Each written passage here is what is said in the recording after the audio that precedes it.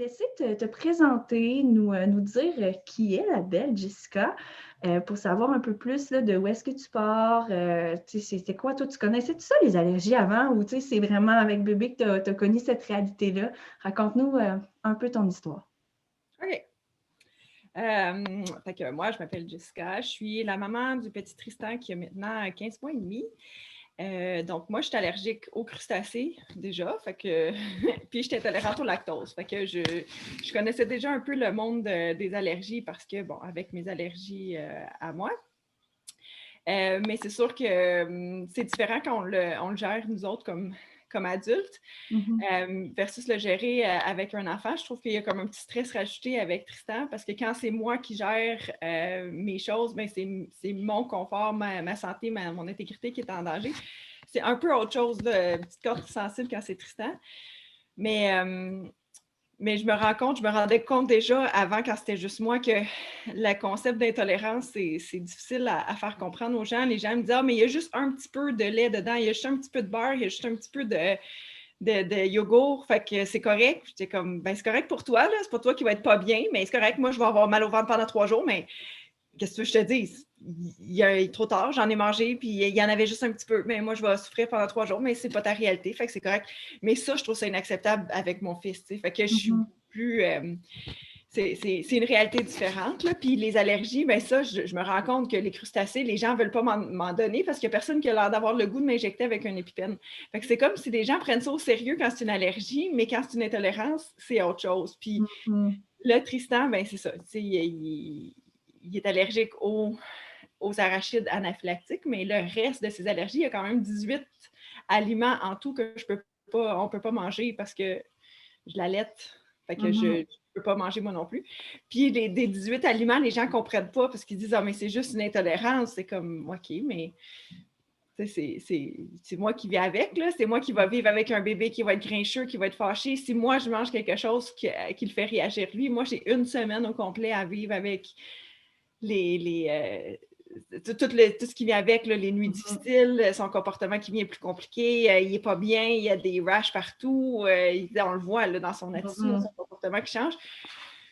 Fait que c'est pour ça que peut-être aussi que je deviens un peu plus maman ours là, avec mon bébé, que je suis comme, OK, mais non, tu sais, même un petit peu contaminé, les aliments, ben, c'est lourd de conséquences, même si on ne s'est pas ramassé à l'urgence avec un choc anaphylactique. Non, exactement. Puis, tu sais, c'est quand même important aussi d'en parler, je trouve, de cet aspect-là. Puis, je suis super contente que tu l'apportes.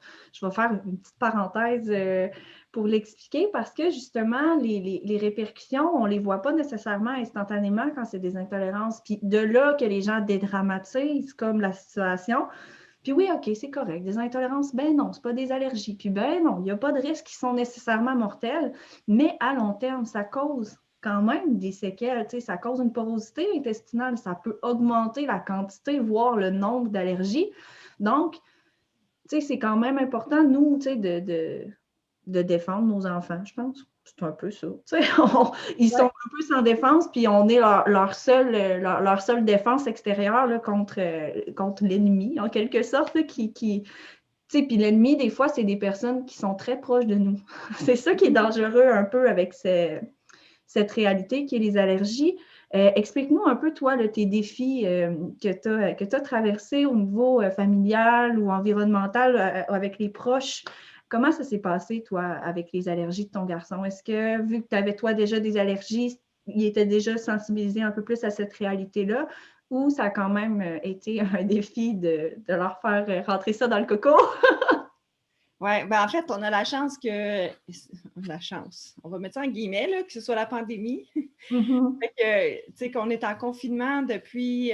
Ça avait commencé avant quand même le confinement, mais c'est sûr que c'est quelque chose qui a fait en sorte que ben là, on voit personne. Puis il y avait juste les grands-parents qui éta't dans notre bulle. Fait qu'il y avait juste eux autres qui pouvaient contaminer mon bébé. Mais tu sais, avant ça, c'est sûr que j'ai eu peur quelquefois parce que je me disais, mais si je vois d'autres enfants, d'un coup il y a un autre enfant qui a mangé des peanuts, d'un coup j'étais allée au parc à un moment donné, puis il y a du monde qui donnait des peanuts à des écureuils. J'étais catastrophée. Je capotais bien raide. Je disais, oh mon Dieu, il y a des peanuts partout!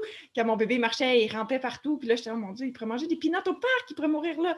C'était super stressant pour moi. Puis au début, comme nous autres, on fait tout à maison, là, c'est nous autres, notre version de repas congelé, c'est notre sauce à spag qui est congelée. C'est notre pain de viande qui est congelé, notre pâté chinois qui est congelé. C'est ça, nos repas. Fait qu'on a la chance d'avoir déjà cette habitude-là. Fait que moi, je me disais, ben, ça ne sera pas si pire que ça. Mais plus on avançait, puis plus on éliminait de l'aliments, puis là, maintenant, mes sources de protéines, ben, je suis rendue à bœuf, porc, puis pois chiches. C'est les seules 3 sources de protéines. À un moment donné, tu sais, on tourne vite en rond, là. Tout le reste, ça passe pas. Mais je suis vite tombée comme paranoïaque. Je voulais plus aller à l'épicerie, puis ça me décourageait de même réfléchir à un menu. J'étais déprimée vers elle. Je me disais, c'est trop anxiogène pour moi. Fait que j'ai tout relégué à mon chum, puis moi, je suis pas rentrée dans une épicerie depuis super longtemps. J'y vais sporadiquement quand il manque 2-3 ingrédients, puis je vais chercher ce qu'il faut. Mais je te dirais que ça fait pratiquement 1 an là, qu'on est là-dessus. Puis on vient juste de commencer là, à arriver à comme on a trouvé pas mal tout. Là, ça fait peut-être quelques semaines, 1 mois là, qu'on a éliminé toutes les... parce qu'il y a toujours des petits ingrédients un peu partout. Là, c'est super dur. Puis ça, c'est décourageant. Tu sais, parce que tu te dis, man, c'est quoi qu'on a mangé là? C'est quoi qu'on a peut-être qui passe pas? C'est quoi qui marche pas? Puis quand ça passe par le lait, comme tu disais, tu sais, ça reste plus longtemps. Puis ça, je suis contente de l'avoir vu dans le groupe, là, tu sais, d'avoir compris que, tu sais, il faut que je fasse super attention. Fait que si on introduit quelque chose de nouveau, on le passe par Tristan pour voir comme, OK, ça passera pas. Fait que moi, je n'en mangerai pas parce que je ne vais pas le vivre pendant une semaine, ce bordel-là, plus pouvoir réintroduire rien d'autre parce qu'on ne sait pas. Fait que ça a été décourageant, mais à un moment donné, quand on a comme fini par avoir notre liste, puis là, de savoir, OK, là, on est bon, mais c'est devenu beaucoup moins stressant, puis maintenant, on a nos recettes. Qu'est-ce que je te dis? On tourne en rond avec notre cochon, notre vache, puis nos pois chiches. Je pense que c'est quelque chose encore une fois, qui est super intéressant que tu amènes maintenant. Parce que c'est de vraiment prendre le temps de se construire un plan de match. Tu sais, c'est compliqué, puis on se retrouve justement qu'on est souvent très restreinte. Après ça, on fait comme, OK, ouais, je fais quoi? Je mange quoi? J'achète quoi?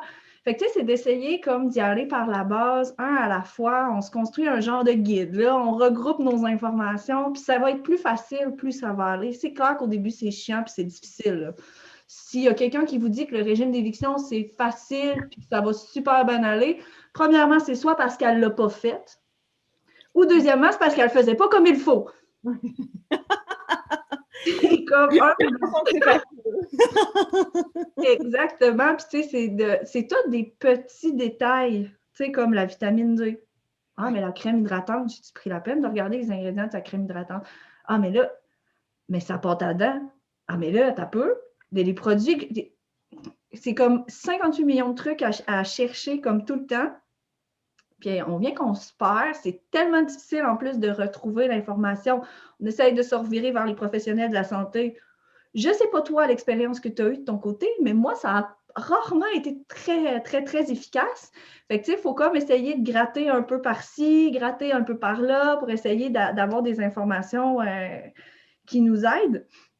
Mais là, en ce moment, tu disais, le Tristan va bien. Ça fait 1 mois qu'il est stable, que ça va bien. Quel genre d'alimentation, à part les viandes, là, que vous avez actuellement, là, dans le fond? Bien, présentement, c'est ça. On est quand même pas mal limité là, avec nos 18 affaires qu'on ne peut pas manger.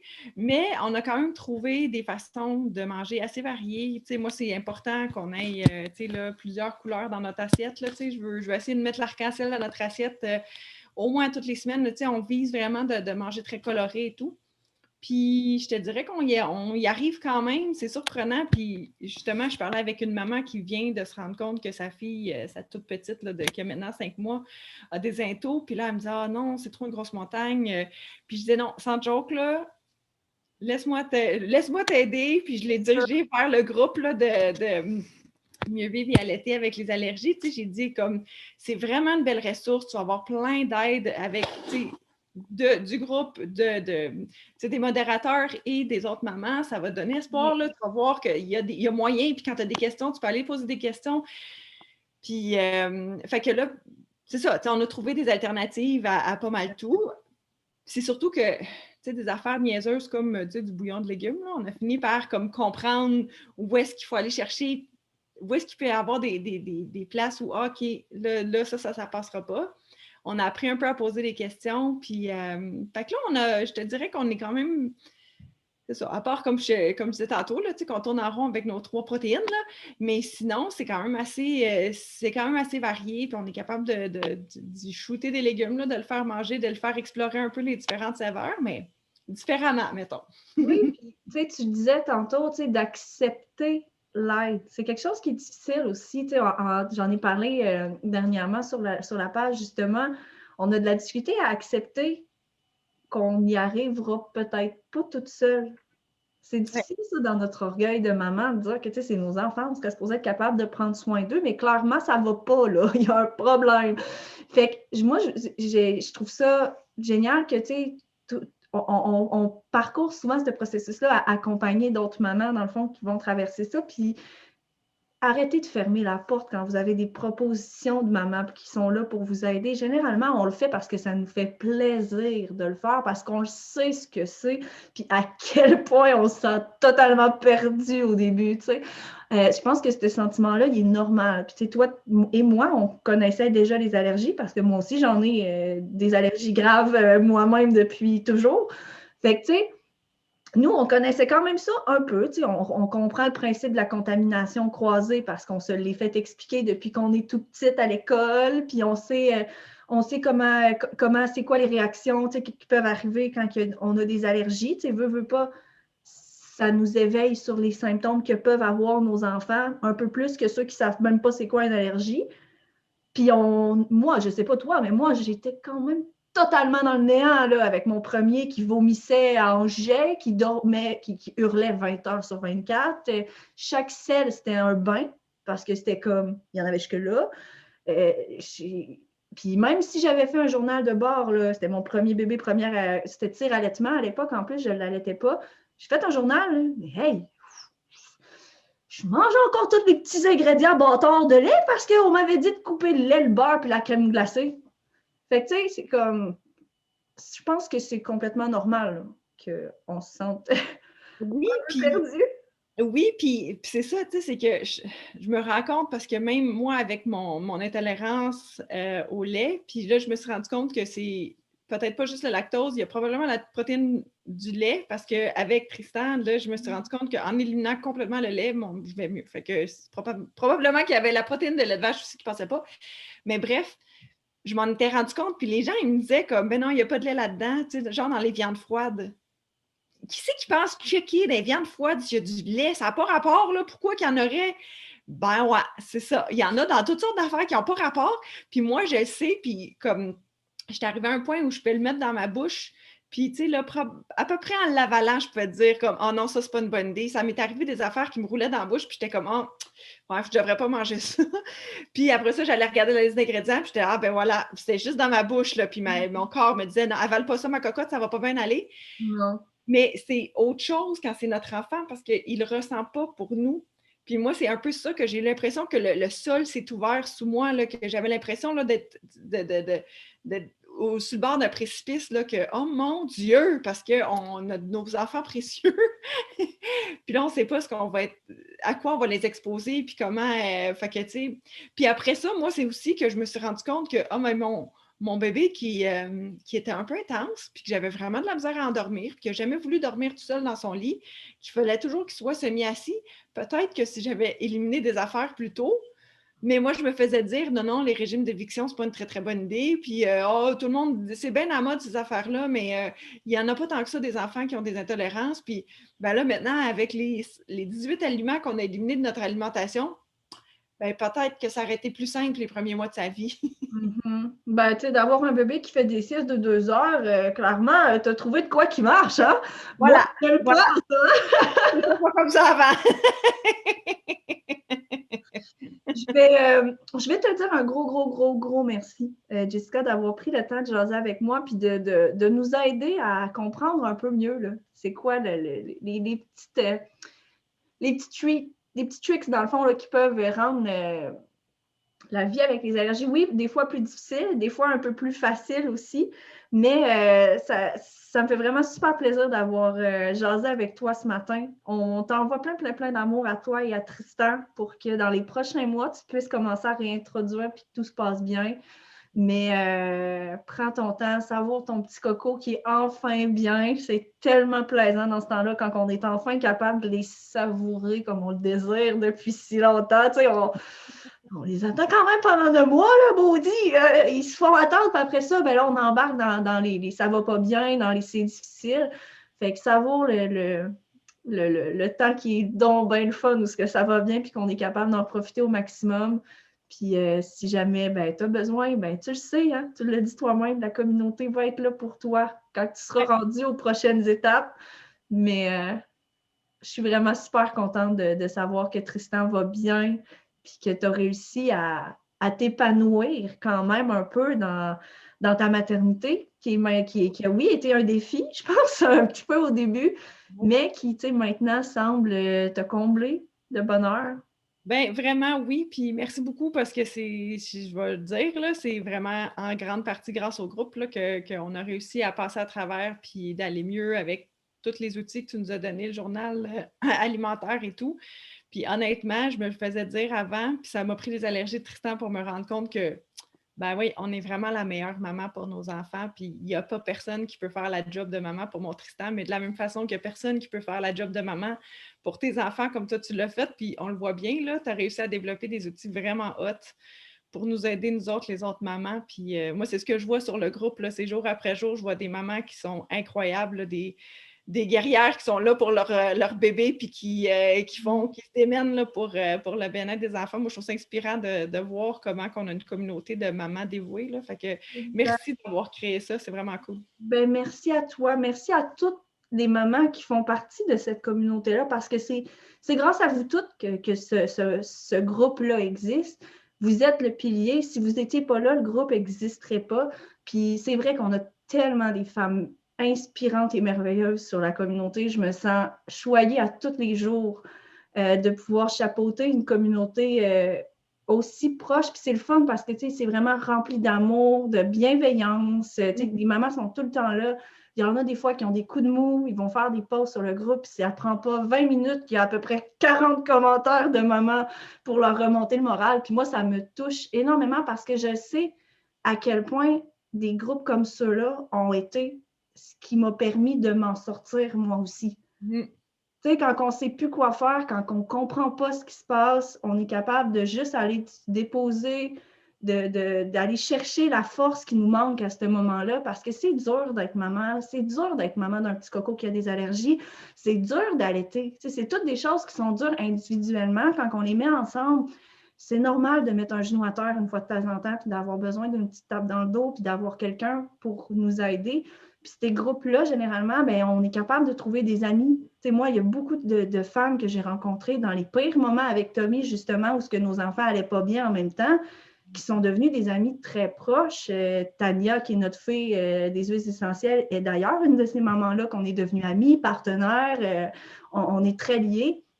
Puis je ne peux pas toutes les nommer, là, la quantité de mamans qui sont devenues des amies très proches suite à toutes ces expériences-là, parce qu'on se comprend, on a traversé des choses similaires à des moments similaires, on a tissé des liens, veux pas, puis même si c'est des amis qui sont généralement virtuels, ben je sais que généralement, quand je fais un post parce que ça va pas, c'est les premières qui viennent me répondre, puis qui sont là pour moi et tout, fait il faut vraiment en profiter, c'est des ressources qui sont, je crois, inépuisables, parce qu'on est vraiment capable d'aller chercher ce qu'on a de besoin au moment qu'on a de besoin, que ça soit autant des conseils que du réconfort, que juste une petite tape dans le dos pour te faire dire à quel point tu es bonne, tu es belle, puis tu es capable, parce que vous l'êtes toutes. Vous l'êtes toutes. Puis il y a combien de personnes qui vont juste faire comme « Ah, ben, tu sais, c'est pas grave, je vais lui donner une préparation, des médocs, puis bon, ben, je vais endurer. » Tu sais, quand on prend la peine de vraiment s'investir autant en soi que dans la santé de nos enfants, parce que généralement, on en retire des avantages sur notre santé à nous. Tu l'as dit toi-même que tu allais mieux, toi aussi, depuis que tu avais retiré les produits laitiers. Fait que, tu sais, je pense que c'est de nous recentrer sur notre bien-être, le bien-être de notre enfant. Tu as raison sur le fait que la pandémie aide à créer ce cocon-là, qui, je crois, justement, est essentiel là, à se reconnecter avec notre instinct parce qu'on écoute mamie, on écoute la tante, on écoute des professionnels, on écoute tout le monde, mais nous, on ne s'écoute pas.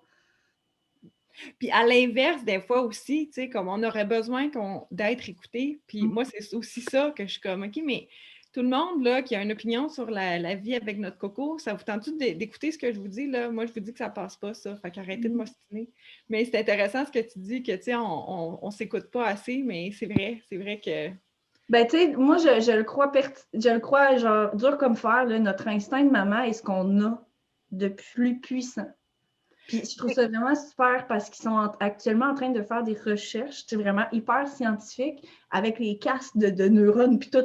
J'ai pas mis un documentaire là-dessus sur Netflix.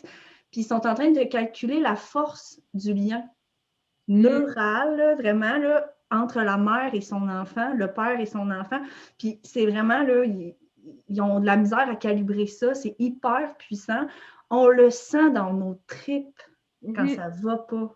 Tu sais, on le sent, c'est soit le ventre, soit le cœur. Généralement, quand c'est nos enfants, c'est plus au niveau du cœur.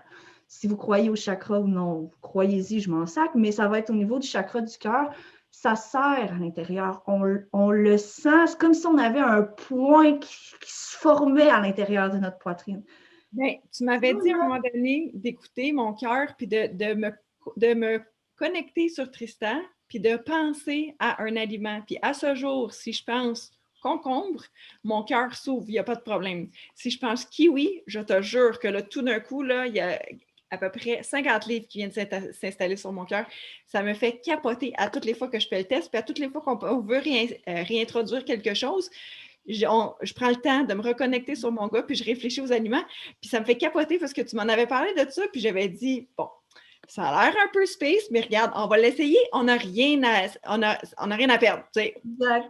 Ça a marché à 100% du temps. À toutes les fois qu'on a essayé un aliment qui me faisait pas passer, ça n'a pas passé sur Tristan. Fait que là, on a réfléchi, est-ce qu'on réessaye les œufs? Je me suis connectée, j'ai pensé les œufs, peut-être on va essayer, ça va passer.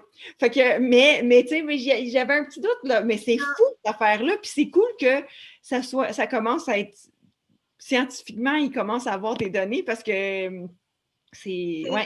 C'est ça, c'est hyper puissant. Puis tu sais, c'est ça, il faut arrêter d'écouter papi, mamie.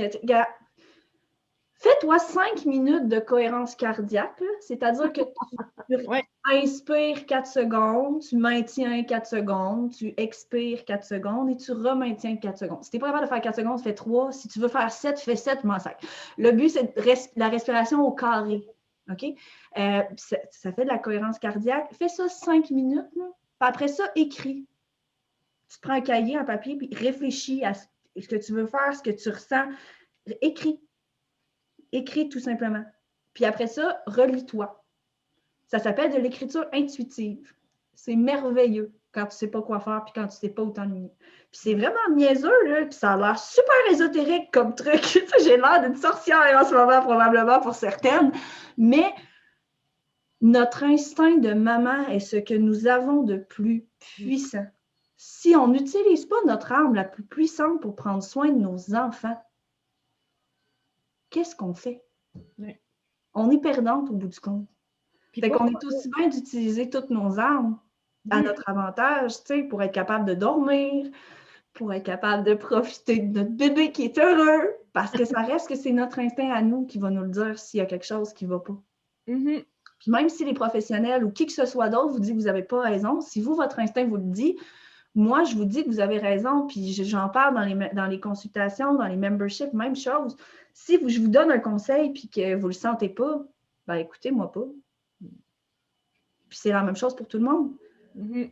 On prend ce qui colle à nous et à notre situation parce que dans le milieu de la santé, de l'alimentation, des bébés, de la maternité, de l'allaitement, des opinions, il n'y en a-tu pas là-dedans?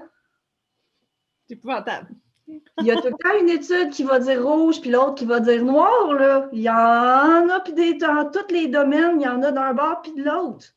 Fait qu'après ça, les professionnels, qu'est-ce qu'ils font? Bien, avec leur opinion, ils vont aller chercher les professionnels qui adhèrent à leur opinion.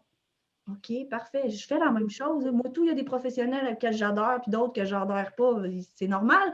Il y a des philosophies auxquelles j'adhère, puis d'autres que j'adhère pas. J'ai des valeurs. C'est comme ça vient avec. Les professionnels, c'est exactement la même chose. Fait qu'il faut voir qu'est-ce qui vous, en fonction de vos valeurs, qu'est-ce qui vous correspond.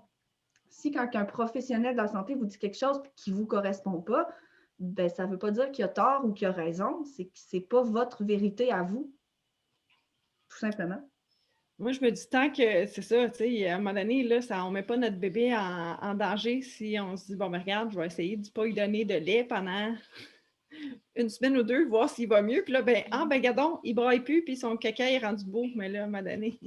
C'est ça, ben, c'est de faire des choix, des tests, des essais, des erreurs, puis de se dire dans notre tête aussi, tu sais, il n'y a aucun aliment qui est essentiel dans la vie parce qu'il n'y a aucun aliment qui est le seul à apporter les nutriments qu'il nous amène.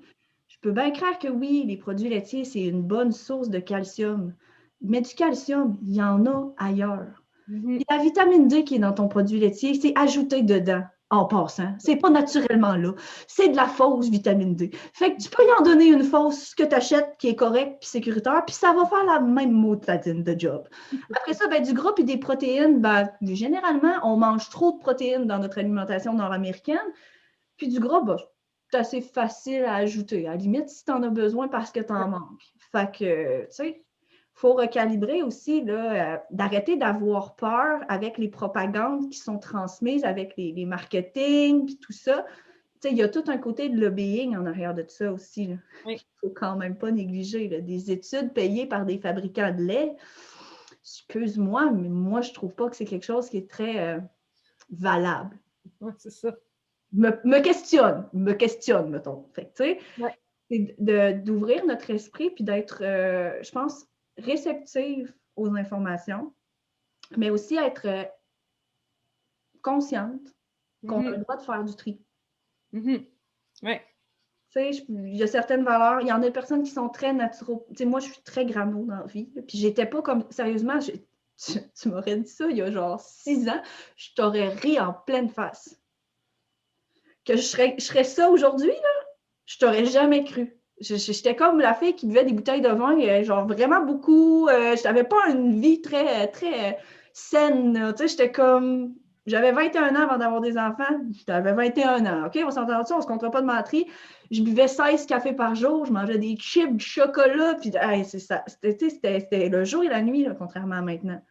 Mais j'ai cheminé à travers tout ça. Puis à travers le temps aussi, ben, je me suis renseignée. J'ai appris des notions par rapport à la naturopathie, l'homéopathie, le microbiote intestinal. Tu sais, j'étais allée chercher des informations qui correspondaient à ma situation. Des fois, je lis des choses qui ne me correspondent pas. Là. Oui. Même si il y a certains docteurs qui avancent des faits dans un livre, puis dans un autre livre, vont amener d'autres informations. Puis des fois, ces informations-là me correspondront moins aussi. Tu sais, c'est Je pense que toutes nos situations sont aussi uniques que nous. Oui. Fait qu'il faut vraiment apprendre à rester ouverte, mais à être consciente que c'est notre devoir de calibrer l'importance des informations qu'on reçoit. Je pense que je pourrais le dire comme ça. Oui, voir si ça, c'est ça, si ça colle à notre réalité, à notre coco, oui. Ou à notre coco. Nos valeurs aussi, tu sais, peut-être que toi, la naturo,